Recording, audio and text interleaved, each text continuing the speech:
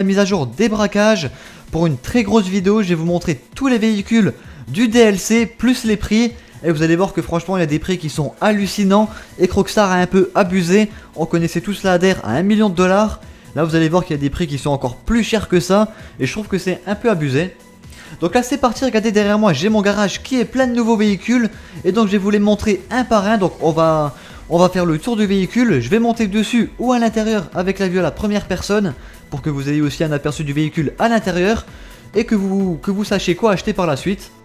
Donc c'est parti, ici on a la Principe Electro, donc une moto vraiment très intéressante que je vous ai montré tout à l'heure. Donc j'ai fait un gameplay spécialement pour cette moto qui est en fait une moto très chère. Cette moto coûte 750 000 dollars et en fait elle a un petit, on va dire un petit secret, un petit bonus.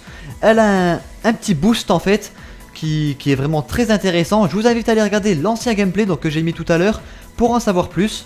Ensuite ici on passe à la Lampadati Casco. Ici je rentre dans le véhicule, pareil je vais mettre la vue à la première personne pour vous montrer un peu l'intérieur du véhicule. Un intérieur assez simple, hein, il n'y a pas de... Des fois dans les véhicules on voit des petits trucs un peu spéciaux et tout franchement, mais là il n'y a rien du tout. Un volant, des compteurs, un rétroviseur et basta. Donc au niveau de l'intérieur rien de spécial. Par contre à l'extérieur le véhicule est vraiment stylé et assez rapide en plus, j'aime bien, il drift pas mal, donc franchement c'est vraiment un bon véhicule.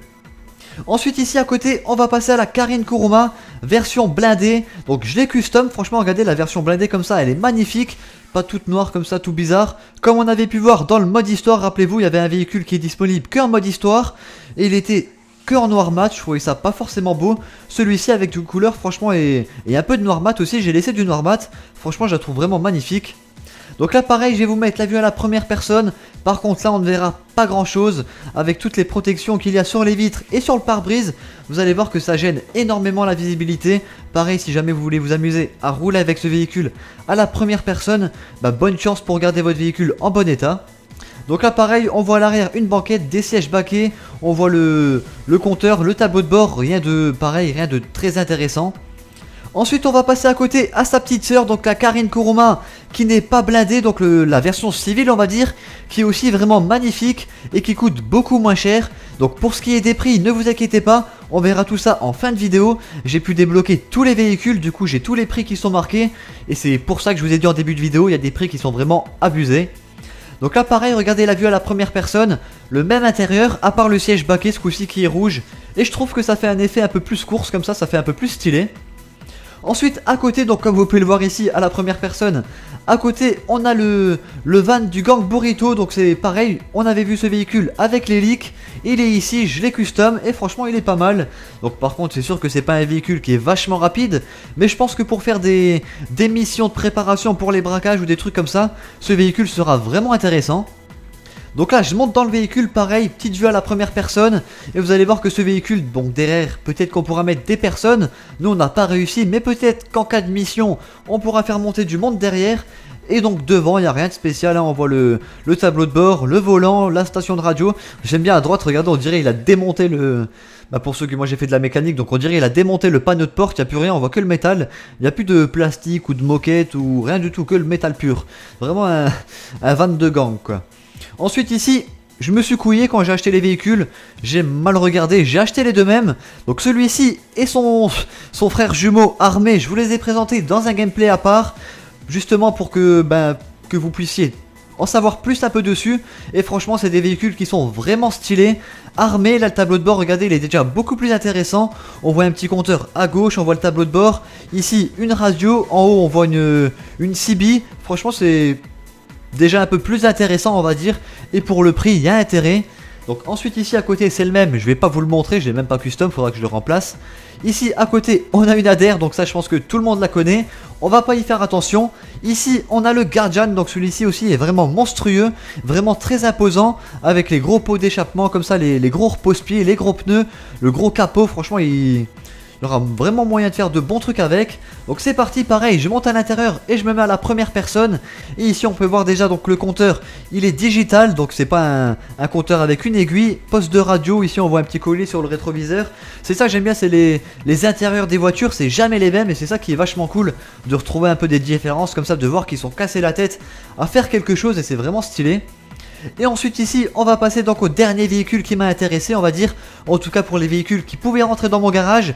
Sinon je vous ai sorti 5 gameplays avec des véhicules de chez Pegasus, l'Hydra, le Savage. J'avais sorti aussi les deux insurgents, donc l'armée et le non armé. J'ai sorti aussi le Valkyrie qui est aussi un véhicule, donc c'est l'hélicoptère d'attaque, vraiment très méchant avec les miniguns du côté, vraiment des vidéos très intéressantes. Et ici donc la vue à la première personne sur la enduro, on voit presque rien, mais par contre cette petite motocross là, franchement elle est vraiment magnifique, il y a vraiment moyen de s'amuser avec, et je vous la conseille, elle est pas énormément chère. D'ailleurs pour les prix c'est parti, on va se rendre sur le site internet, et je vais vous montrer un peu les prix de tous les nouveaux véhicules qu'il y a eu dans ce DLC, donc c'est parti. Là je sors mon téléphone, page internet, ici on va commencer tout à gauche, donc on va aller sur le site des avions, Elitas Travel qui est juste ici. Et oui, donc on a un nouvel avion, on l'avait vu dans les leaks, c'est le nouveau Velume avec 5 places à l'intérieur qui coûte quand même 995 000 $. C'est pas donné, mais peut-être que pour les braquages ça sera nécessaire pour pouvoir gagner plus.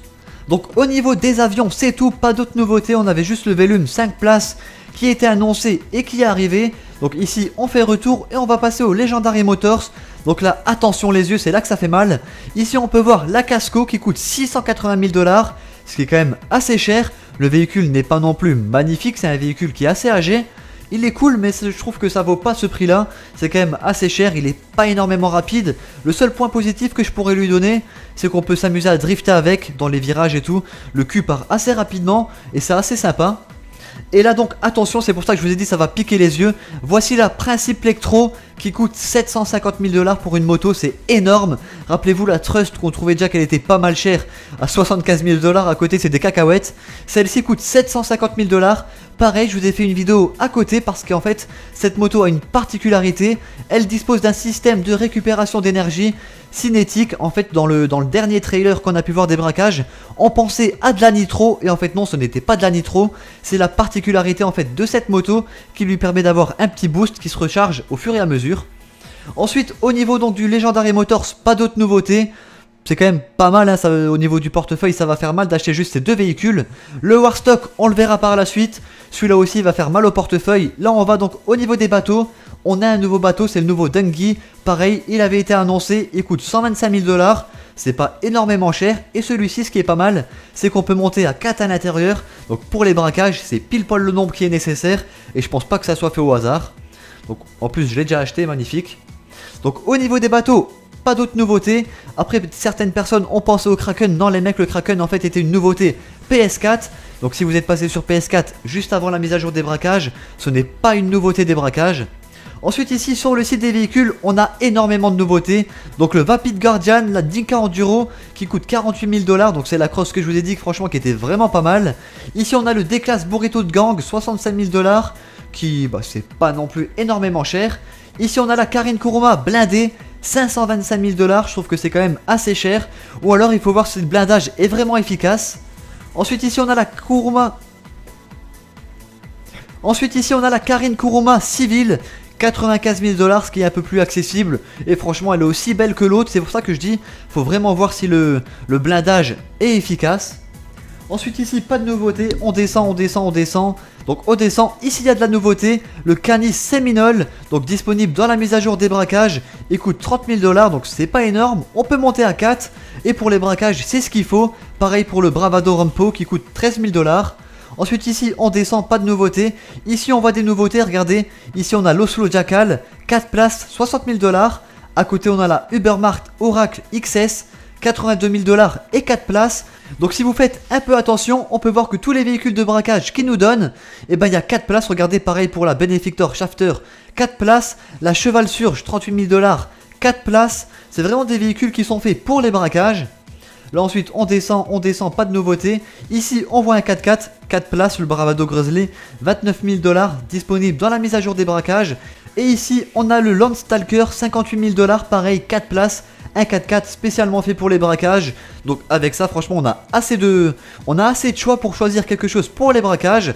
Et là ensuite une nouvelle moto, la Principe Nemesis, qui est en fait on va dire une copie de la Principe Electro, beaucoup moins chère, mais sans le petit bonus de vitesse. C'est pour ça qu'elle est beaucoup moins chère. Et voilà, donc on arrive à la fin de cette vidéo.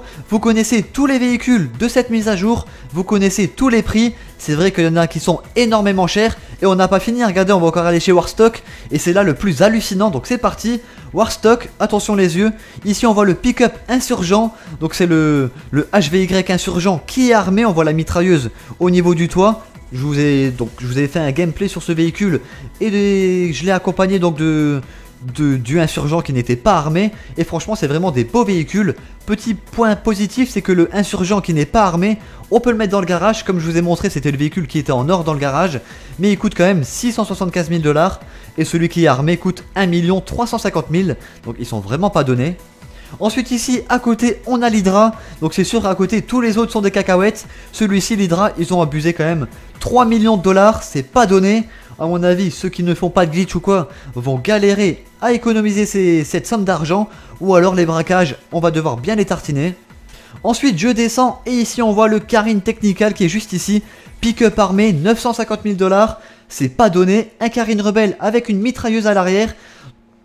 Franchement c'est quand même pas mal. Je vous ai dit dans le mode online, d'ici une semaine, allez 2 semaines, quand les gens auront vraiment beaucoup d'argent et qui pourront investir des véhicules en mode online, ça sera vraiment un gros bordel. Là ensuite à côté on voit le Valkyrie, 2 850 000 $, c'est pas donné, mais franchement cet hélico est vraiment magnifique. Il y a des miniguns pour les passagers à l'arrière et pour répondre aux personnes. Donc j'ai dit que le conducteur, le pilote ne pouvait pas tirer et des personnes m'ont répondu mais t'es un connard ou quoi, il y a une mitrailleuse juste devant, c'est pourquoi. Ben sachez que le pilote ne peut pas tirer, seul le passager et les membres à l'arrière peuvent tirer avec les miniguns. Le pilote lui ne sert qu'à piloter, donc c'est pour leur répondre. Ensuite ici on a le Mule, 32 000 $, on l'avait vu avec les leaks. À côté on a le Boxville, pareil, 45 000 $, ce qui est pas énorme. Et pour les braquages à mon avis ça sera nécessaire. Ensuite ici on a le Mesa qui est maintenant disponible à la vente, 87 000 $. Ensuite ici on a l'hélicoptère de combat, le Savage, 1 950 000 $. C'est pas donné, un peu moins cher que l'Hydra. Et celui-ci au moins vous pouvez monter avec vos 4 potes et vous amuser à tirer partout. Donc je trouve que c'est un peu plus amusant. Ensuite ici regardez un peu plus bas, ils nous ont mis le bus pénitentiaire. Donc par contre il coûte 550 000 $, c'est pas donné. Mais ce qui est vraiment pratique avec ce bus, regardez à combien on peut monter à l'intérieur, jusqu'à 11. Donc franchement il y aura vraiment moyen de faire des bons trucs avec ça. Et voilà, donc maintenant vous connaissez tous les prix, tous les véhicules qu'il y avait dans ce DLC des braquages. J'espère que cette vidéo vous aura vraiment fait plaisir. N'hésitez pas à lâcher un petit pouce bleu si c'est le cas, ça me fera vraiment plaisir. Et n'hésitez pas à vous abonner si c'est pas déjà fait. Moi je vous dis à tous bonne soirée, bon game et ciao tout le monde.